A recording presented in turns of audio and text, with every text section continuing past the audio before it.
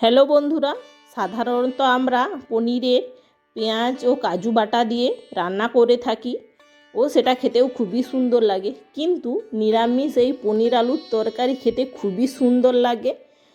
By the way, আমি Mahua MS Rohan কিচেনে আবার একটি নতুন পর্বে সবাইকে জানাই স্বাগত।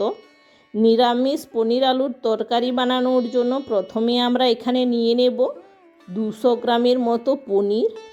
দেখো পনিরটা কত সুন্দর। এটা আমরা আজ বাজার থেকেই কিনে এনেছি, কিন্তু বাড়িতে যাদের দুধ থাকে তারা বাড়িতে পনিরটা তৈরি করে নিতে পারেন। এইভাবে পনিরটা নিয়ে নেব। এবার পনিরটা আমরা মাঝ বরাবর কেটে নেব। এবার আমরা পনিরটা ছোট ছোট করে পিস করে নেব। পনিরের তরকারি কাদের কাদের পছন্দের প্লিজ কমেন্ট করে জানাবেন। রোহন বলছে, মা আজ যেহেতু নিরামিষ তাই একটু পনির ও আলুর তরকারি বানাও। তাই ভাবলাম পনির ও আলুর তরকারি বানাই। আমাদের যেহেতু সামনেই বাজার, যে কোনো জিনিস আনতে হলে বেশি দূরে যেতে হয় না, খুব সামনেই আমাদের বাজার। এইভাবে পনিরগুলো আমরা ছোট ছোট করে পিস করে নেব। দেখো কতটা সুন্দরভাবে পনিরগুলো কাটা হয়ে গিয়েছে। এবার আমরা মশলার জন্য নিয়ে নেব কেটে রাখা আদা। আজ আমরা মিক্সিং জারে মশলাটা বেটে নেব। মিক্সিং জারে দিয়ে দেব কেটে ধুয়ে রাখা আদা। এবার দিয়ে দেব গোটা জিরে। যেহেতু নিরামিষ রান্না হচ্ছে, তাই একটু জিরে ওই আদা দিয়েই তরকারিটা বানাবো, তাই আমরা মশলাটা বেটে নিচ্ছি। এবার ওতে দিয়ে দেব অল্প করে জল, দিয়ে একটি মশলার পেস্ট বানিয়ে নেব।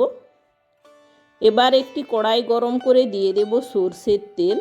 আজ আমরা সরষের তেলেই পনিরটা রান্না করব। এবার তেলটা গরম হয়ে গেলে দিয়ে দেব অল্প করে হলুদ, দিয়ে দেব কেটে রাখা পনিরগুলো দিয়ে লাল লাল করে ভেজে নেব। এইভাবে পনিরগুলো দিয়ে লাল লাল করে ভেজে এবার একটি জায়গাতে নিয়ে নেব জল। পনিরগুলো আমরা ভেজে ওই জলেতে দেব, তাহলে পনিরগুলো খুব নরম ও সফট হয়ে যাবে।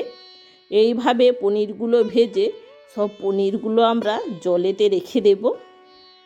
দেখো কতটা সুন্দরভাবে পনিরগুলো ভাজা হয়ে গিয়েছে। এবার আমরা ওই পনির ভাজার তেলেই দিয়ে দেব কেটে রাখা আলুটা আমরা একটু ছোট ছোট করেই কেটে নিয়েছি। এবার আমরা আলুগুলো আমরা লাল লাল করে ভেজে নেব। এইভাবে আলুগুলো দিয়ে ভাজতে রেখে দেব। দেখো পনিরটা জলে রেখে দিতে কতটা নরম হয়ে গিয়েছে। এগুলো খেতেও খুবই সুন্দর লাগবে। এবার আলুটা দিয়ে লাল লাল করে ভেজে নেব। আলুটা ভাজা হয়ে গেলে নামিয়ে নেব। এবার ওই আলু ভাজার তেলেই দিয়ে দেব একটি তেজপাতা ও গোটা জিরে ও 2টো শুকনো লঙ্কা, দিয়ে সব উপকরণগুলো ভালো করে ভেজে নেব। সব উপকরণগুলো ভাজা হয়ে গেলে দিয়ে দেব জিরে ও আদা বাটা, দিয়ে ভালো করে মশলাটা কষিয়ে নেব। এবার দিয়ে দেব কেটে রাখা টমেটো দিয়ে ভালো করে নেড়ে নেব। যেহেতু নিরামিষ তরকারি, তাই একটু টমেটোটা দিলে গ্রেভিটা সুন্দর হবে। টমেটো দিয়ে দেব পরিমাণ মতো লবণ, যাতে টমেটোটা গলে যায়, তাই আমরা আগে থেকেই লবণটা দিয়ে দিচ্ছি। লবণ দিয়ে ভালো করে নেড়ে নেব। টমেটোটা হালকা গলে আসলে দিয়ে দেব লাল লঙ্কার গুঁড়ো ও হলুদ গুঁড়ো, দিয়ে ভালো করে নেড়ে নেব।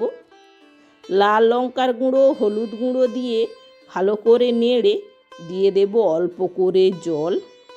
যেই মিক্সিতে মশলাটা বেটেছিলাম সেই মিক্সি ধোয়া জল দিয়ে দেব। জল দিয়ে ভালো করে নেড়ে গ্রেভিটা ফুটে আসলে দিয়ে দেব ভেজে রাখা আলু দিয়ে ভালো করে নেড়ে নেব। ভেজে রাখা আলু দিয়ে ভালো করে নেড়ে গ্রেভিটা মাখো মাখো হয়ে আসলে দিয়ে দেব পরিমাণ মতো জল, দিয়ে গ্রেভিটা ফুটে আসলে দিয়ে দেব ভেজে রাখা পনির দিয়ে 10 মিনিট ফুটিয়ে নেব। দেখো পনিরগুলো কতটা নরম হয়েছে।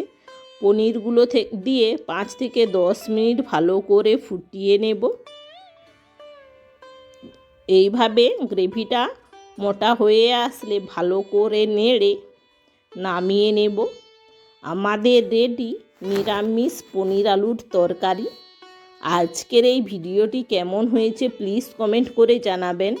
ভিডিওটি যদি ভালো লেগে থাকে অবশ্যই লাইক ও বেশি বেশি শেয়ার করে দেবেন। চ্যানেলে নতুন হয়ে থাকলে প্লিজ চ্যানেলটিকে সাবস্ক্রাইব করে পাশে থাকা বেল আইকনটি প্রেস করে দেবেন, যাতে পরবর্তী ভিডিওর নোটিফিকেশান সবার আগে আপনাদের কাছে পৌঁছয়। এতক্ষণ আমার সঙ্গে থাকার জন্য অসংখ্য ধন্যবাদ। দেখা হচ্ছে আবার একটি নতুন কোনো ভিডিও নিয়ে। ততক্ষণ ভালো থেকো, সুস্থ থেকো।